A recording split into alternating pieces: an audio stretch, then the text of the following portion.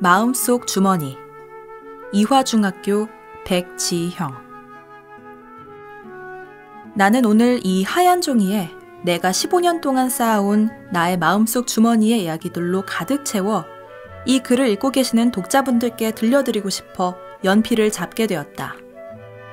난 원인은 잘 모르겠지만 내가 점점 성장하면서 나의 심리 상태, 나의 마음을 잘 표현하지 못하게 되었다. 추운 겨울날 집에 있는 창문을 꽉 잠가 놓는 것처럼 내 마음도 항상 꽉 닫혀 있는 것 같다. 그래서 그런지 나는 글쓰기 대회를 나가거나 학교 글쓰기 행사에 참여할 때도 나의 이야기로만 가득 채운 글을 써본 적이 10손가락에도 들지 않는 것 같다. 항상 나의 감정을 누구에게 표현하면 듣는 사람도 나의 감정에 휩쓸려 힘들어질까봐 나의 마음을 밝히는 것을 두려워하는 것일까? 하지만 오늘의 나는 새로운 도전을 해보려고 한다. 우리는 자신의 마음을 표현하고 밝힐 수 있는 방법이 여러 가지가 있다. 화가는 그림으로, 음악가는 음악으로, 학생들은 친구들과의 대화로. 나는 오늘 내 마음을 표현하지 못하는 그 틀에서 벗어나 내가 직접 쓰는 글로 내가 15년 동안 가슴 깊이 숨겨놓은 나의 마음속 주머니 안에 있는 것들을 차근차근 꺼내가고 싶다. 나는 분노를 잘 참지 못하는 아빠와 보청기가 없다면 들을 수 없는 청각장애인 엄마 밑에서 태어나게 되었다. 목에 탯줄을 3번 감고, 그래서 나는 세상 밖으로 나오자마자 야호 한번 외치지 못하고 울음소리 한번 내지 못하고 따뜻한 엄마 품에서 벗어나 차가운 인큐베이터 속에 들어가 있어야 했다. 그래도 나는 분명 그 차가운 인큐베이터 속에서도 꼼지락꼼지락거리며 나 태어났어 라고 말하면서 내가 이 세상에 태어났다는 것을 세상 사람들에게 알리려고 했을 것 같다.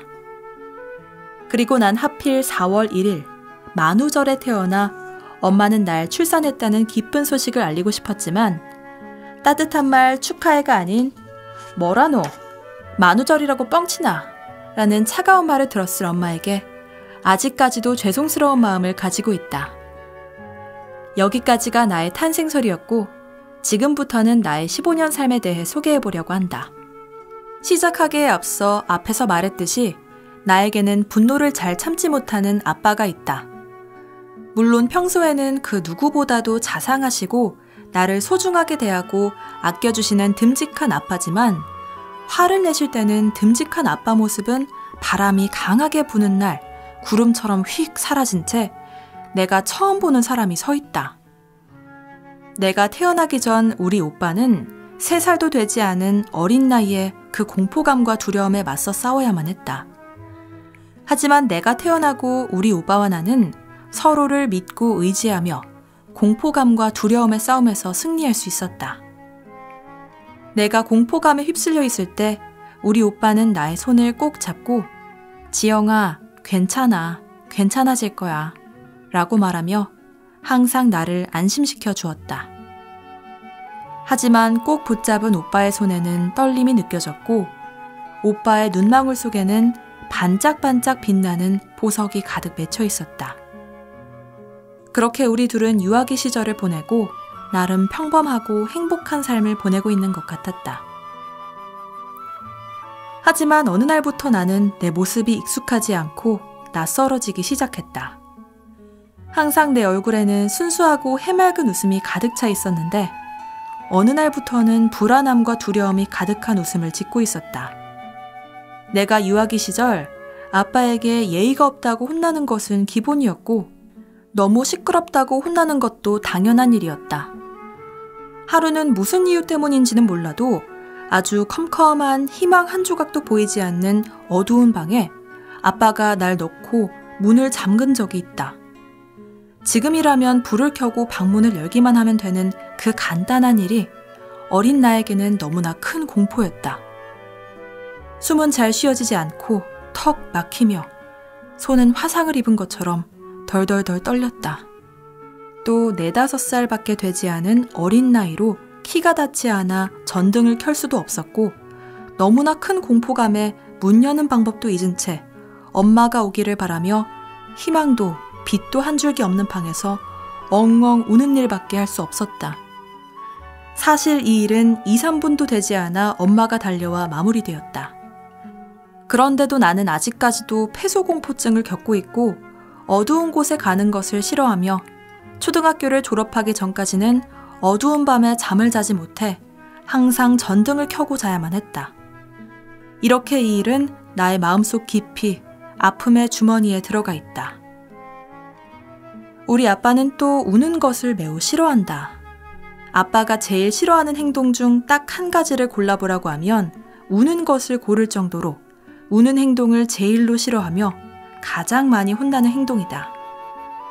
나는 어릴 때부터 마음이 여리고 눈물이 많아 화가 날 때도 슬플 때도 무서울 때 등 모든 순간에 눈물이 함께였다. 그런 나에게는 울음을 참는 것이 너무나도 힘들고 고통스러운 일이었다. 내가 울기 시작하면 우리 아빠는 "왜 울어?" 이 한마디 없이 "울지 마라!" 라고 소리치며 때리는 신용을 했다. 그래서 나는 나 때문에 집 분위기가 공포스러워지는 것이 싫었고 화를 내지 않으면 너무나 자상한 우리 아빠가 나 때문에 처음 보는 사람으로 바뀌는 것 같아서 항상 울음을 참아왔다. 나는 울고 싶을 때 마음 편히 울어본 적이 없다. 소리내서 울어본 적도. 아무리 힘든 일이 있어도 울지 않았고 그 아픔들은 눈물로 씻겨 내려가지 못해 마음 한구석 슬픔 주머니에 항상 그 아픔들이 담겨 있었다. 하지만 슬픔 주머니가 너무 가득 찼는지 나도 모르게 터져버린 날이 있었다. 친구들과 재밌게 수다를 떨던 중 겨울철에 아무리 창문을 꽉 닫아도 나오는 차가운 바람 한 공기처럼 내 마음속 슬픔 주머니 실 하나가 삐죽 튀어나왔었다. 지영아, 너 요즘 괜찮아? 그때 친구의 짧은 말 한마디가 나의 실 하나를 당겨버렸고 그동안 마음 한구석에 자리 잡고 있던 슬픔 주머니가 풀리며 눈물이 폭포처럼 쏟아져 내렸다. 그때 만약 그 친구가 실 하나를 당겨주지 않았더라면 나는 혼자 튀어나온 실을 자르고 지금처럼 밝은 아이로 자랐을 수는 없었을 것 같다.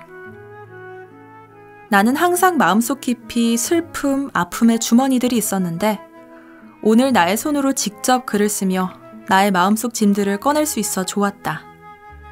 아빠와 쌓은 오해도 풀고 이제 조금 더 가벼운 마음으로 시작해 나의 마음속 주머니들이 행복, 기쁨, 뿌듯함 등 긍정적인 감정들로 가득할 수 있도록 살아가 보려고 한다.